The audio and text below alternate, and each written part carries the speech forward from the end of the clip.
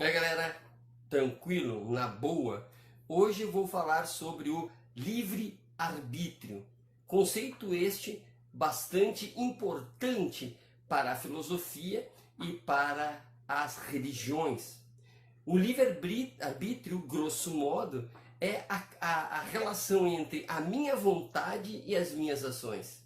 Quanto mais eu ajo de acordo com minha vontade, mais livre eu sou. Portanto, a liberdade absoluta seria eu agir em 100% igual à minha vontade.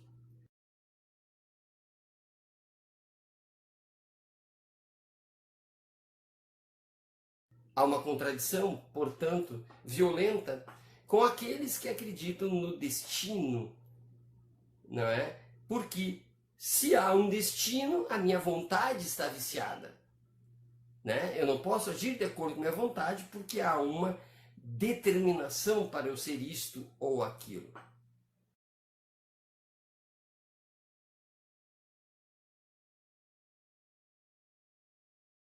Bem, mas o que eu quero focar é o livre-arbítrio, ou seja, a vontade livre.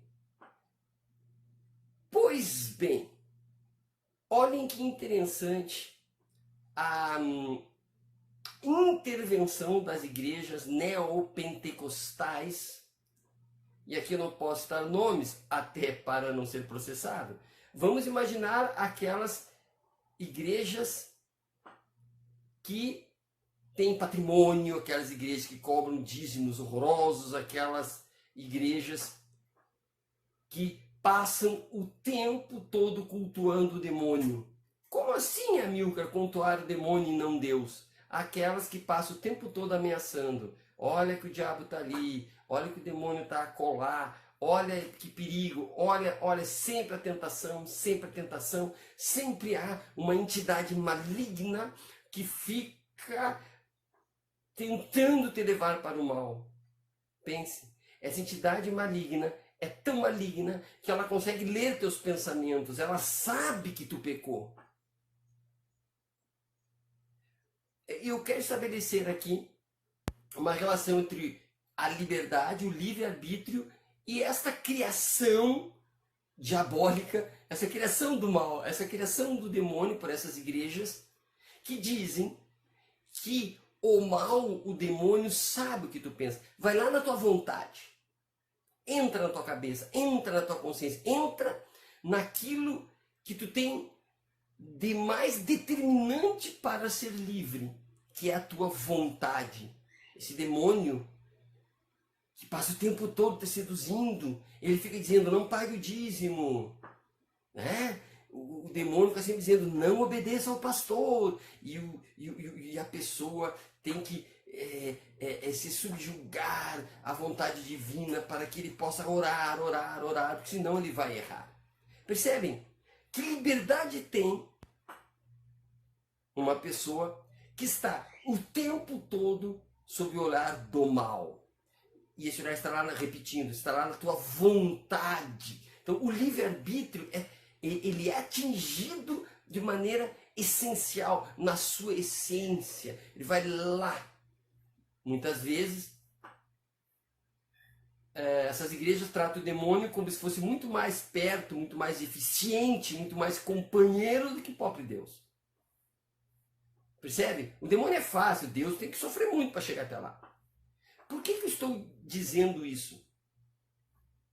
O avanço das igrejas neopentecostais, estas a que me refiro, no mundo da política,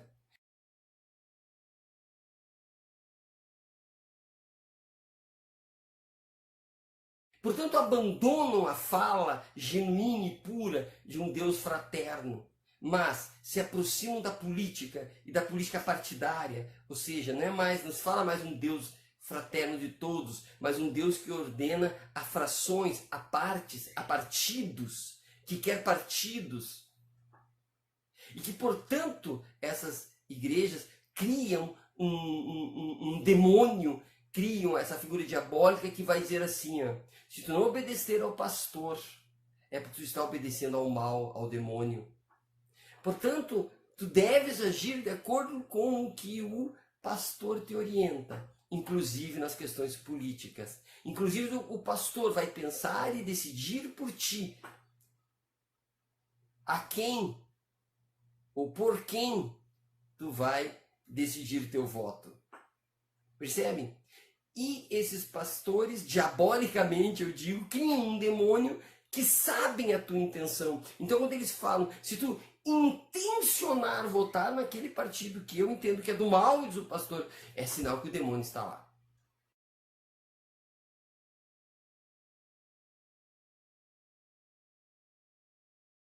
Então, o que eu quero frisar aqui é que estas igrejas estão trabalhando contra o livre-arbítrio. Elas encontraram uma maneira de modificar, de manipular a vontade, de manipular aquilo que é mais essencial para que o humano seja humano, para que o sujeito político, no sentido de político, de agir na polis, seja um cidadão que possa agir na polis, livremente, porque está lá na consciência. Olha que interessante. Para que haja o fascismo, se escolhe um inimigo, geralmente o comunismo. Então, para que fujamos do comunismo, muitas pessoas, a história conta, né, a história anda para o fascismo. Essas igrejas colocam um inimigo profundo, que não é nem o comunismo, não é nada humano, é aquilo que é diabólico, é aquele espiritual que está lá na tua consciência. Conseguem perceber o grau de ausência de liberdade, o grau de perigo que significa a crença numa entidade do mal, se não for superior a Deus, igual a Deus, porque manipula as pessoas, que é o demônio, e que, portanto, tem que entregar a minha liberdade para o pastor, isso é perigosíssimo, porque vai na, como eu já disse, vai na essência do ser humano, interfere lá no livre-arbítrio, interfere na vontade. Então, há uma harmonia entre a vontade e os atos da pessoa. Por quê? Porque a vontade foi manipulada, a essência foi manipulada e impede que as pessoas pensem diferente. E elas acabam se apequenando, se diminuindo e obedecendo ao pastor, enfim, aquele que se diz porta-voz do divino.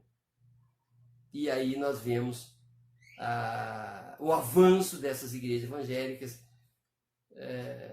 tomando postos no espaço público, se elegendo, andando, manipulando os espaços públicos, apoiados pelas pessoas que estão com sua vontade